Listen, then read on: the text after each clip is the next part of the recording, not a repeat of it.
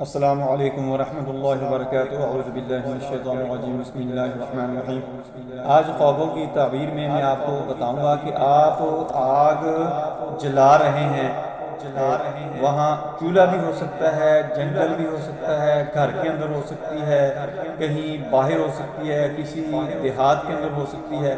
یہ مختلف صورتوں میں جب آپ آگ جلاتے ہیں اس کی تعبیر کیا بنے گی میں آپ کو تفصیل سے بتاؤں گا، پوری توجہ سے اس کو سنیں اور دوستوں آگے اس کو شیئر کر دیا کریں تاکہ دوسرے لوگوں کو بھی فائدہ ہو، آپ کو بھی صدقہ جاریہ کا سبب بن جائے، میرے لیے بھی یہ صدقہ جاریہ بن جائے۔ بسم اللہ الرحمن الرحیم۔